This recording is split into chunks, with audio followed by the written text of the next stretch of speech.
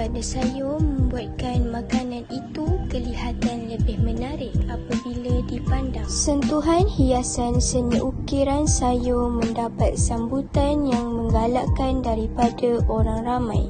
Rekaan berbentuk haiwan, bunga serta tulisan diukir pada sayur membuatkan makanan tersebut kelihatan menarik. Chef Sukur Rahim merupakan tokoh seni ukir sayur dan buah yang terkenal di Malaysia. Kerja seninya tersebut tersangat laris. Setiap hiasan yang dihasilkan dilakukan dengan penuh teliti dan kemas. Chef Sukur berkata, seni ini amat mudah dipelajari. Ukiran yang menarik memerlukan tumpuan dan kesabaran. Untuk mendapatkan tona warna yang menarik, pemilihan sayur yang berlainan warna akan menampilkan tona yang menarik dan dapat menarik perhatian orang ramai. Berikut merupakan contoh pisau yang digunakan untuk mengukir buah dan sayur. Pisau ini digunakan untuk mengemaskan lagi pengukiran buah tersebut. Sayur keras lebih senang untuk diukir. Ia memerlukan latihan untuk memahirkan proses ini. Untuk memudahkan proses, peralatan yang digunakan haruslah tajam. Assalamualaikum. Saya, Nur Imelda binti Muhammad Zaidi akan membicarakan mengenai seni ukir, iaitu seni ukir Khat Islam. Pengenalan seni Khat. Khat Islam atau Khat Arab ialah amalan penulisan berseni atau seni Khat. Ia juga berkaitan dengan penjilidan kitab, lebih-lebih lagi Al-Quran. Bentuk kesenian ini berasaskan tulisan Arab untuk tempoh yang lama digunakan oleh semua Muslim dalam bahasa masing-masing seperti tulisan Jawi. Seni Khat merupakan seni yang amat disanjungi di antara seni-seni Islam yang lain kerana ia merupakan salah satu cara utama mengekalkan keaslian kandungan ayat-ayat suci Al-Quran selain melalui hafalan para hufaz, penghafal Al-Quran. Pengharaman mengukir atau melukis rupa makhluk yang boleh membawa kepada takwid dan penyembahan berhala mendorong perkembangan seni khat dan gambaran abstrak menjadi bentuk gambaran kesenian utama dalam kebudayaan Islam, terutama dari segi konteks keagamaan. Jenis-jenis skrip khat ialah kufi, riq'ah, nasah, sulut, ijazah atau tauqi, diwani, tuhra, maghribi, nastalik atau farisi. Sejarah, style atau jenis berbeza. Contoh gaya geometrik. Hijazi ialah skrip melengkung mudah, biasanya tanpa tanda atas bawah diakritikal. Hijazi biasanya digunakan antara akhir abad ke-7 dan abad ke-8. Ia terdapat pada Al-Quran pertama dan juga pada ukiran batu. Gaya ini merupakan gaya terawal dalam sejarah seni khat Islam. Contoh gaya melengkung. Skrip Nas atau Naski adalah penulisan melengkung mudah yang digunakan dalam perutusan sebelum pakar khat mula menggunakannya bagi penulisan Al-Quran. Ia adalah langsing dan lentur tanpa sebarang penekanan tertentu dan amat mudah dibaca. Ia kekal bertahan di kalangan gaya yang tersebar luas. Contoh gaya skrip lain. Nastalik atau Farisi ialah gaya melengkung yang dibangunkan dalam dunia Parsi. Nastalik bererti tergantung yang merupakan gambaran baik mengenai cara setiap huruf dalam perkataan tergantung dari huruf sebelumnya, yakni lebih rendah dan bukannya pada baris yang sama. Peralatan dan media. Perkakas tradisi bagi penulisan khat Arab adalah kalam, pen yang dibuat daripada buluh. Dawatnya seringkali berwarna dan dipilih agar penonjolannya banyak berbeza. Dengan itu, tulisan panjang pada karya dapat memberi kesan dinamik. Sebelum kewujudan kertas, papyrus dan kertas kulit digunakan bagi menulis. Ini adalah contoh-contoh seni art.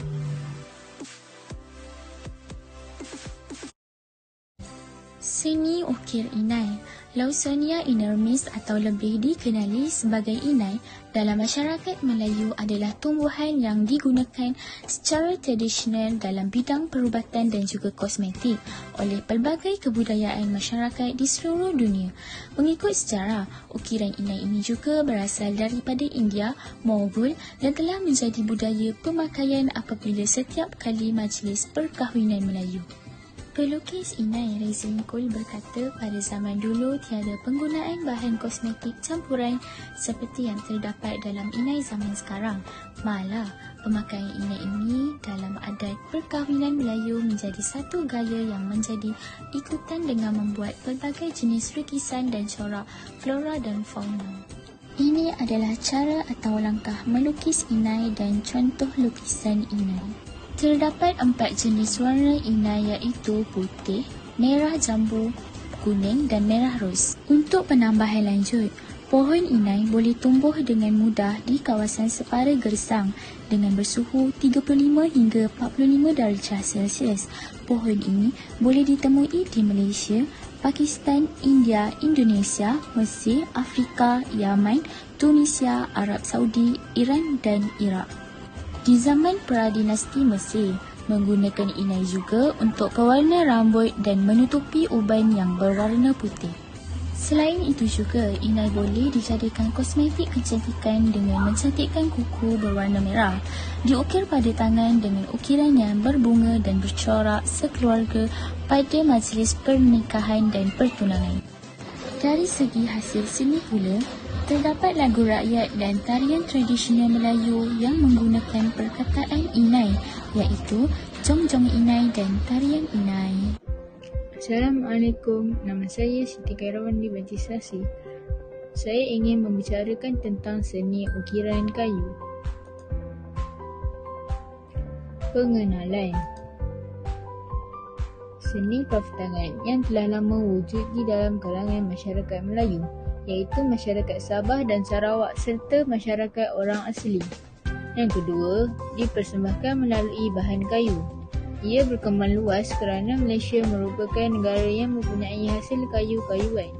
Kayu adalah bahan yang sesuai untuk diukir dan mempunyai pelbagai kegunaan. Seterusnya, sejarah ukir kayu.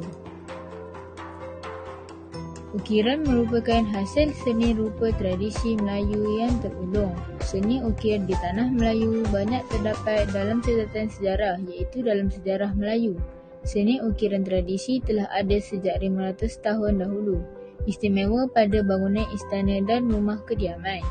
Raja juga memainkan peranan penting dalam memperkembangkan dan menghidupkan suasana ukiran kayu. Seterusnya, penggunaan ukiran kayu. Bukan sahaja terdapat pada rumah-rumah tetapi penjelmaan dan penerapan pada istana-istana, masjid dan mimbar, surau, wakaf, pintu gerbang, alat-alat permainan, alat-alat muzik, perabot, kepala perahu, alat-alat senjata dan alat-alat memasak. Seterusnya, teknik dan gaya. Ukiran kayu dapat dilaksanakan dengan pelbagai-bagai teknik dan penggunaan satu-satu teknik itu banyak bergantung pada kebolehan dan kemahiran pandai kayu. Dua teknik utama dan gaya, iaitu teknik tembus dan teknik timbul. Seterusnya, susunan atau pola ukiran ada 3 jenis: pola bujang, pola lengkap dan pola pemidang. Pola bujang berbentuk berdiri terasing, bebas dan tidak terikat. Ia berkait atau bersambung-sambung, biasanya berbentuk menampilkan motif bulan, bintang, matahari, kuntuk bunga dan putik buah. Seterusnya, pola pemidang. Bentuk menampilkan motif yang menggambarkan pergerakan sederhana dan tidak berbelit-belit. Ia mempunyai bingkai atau pemidang. Biasanya digunakan untuk jala-jala rumah. Hai sekali, pola lengkap. Bentuk menggabungkan ciri-ciri bentuk bujang dan bentuk pemidang. Bentuk ini menitik beratkan unsur tumbuhan, iaitu akar, batang, buah, dahan, daun, daun, putik dan sulurnya. Alat dan motif. Alat yang digunakan untuk seni ukiran adalah seperti gergaji, ketam, tukar besi serta ganding dan pahat. Motif ukiran gaya terbahagi kepada beberapa jenis. Motif flora iaitu sulur dan daun. Motif fauna contohnya ayam, badak dan itik. Motif geometri menampilkan bentuk bulatan dan bentuk segitiga yang disusun. Biasanya terdapat pada alat-alat tembikar. Akhir sekali, motif seni khat atau kaligrafi menggunakan huruf Arab terutama petikan Quran dan tulisan Jawi. Terdapat pada ambang pintu rumah, masjid dan surau.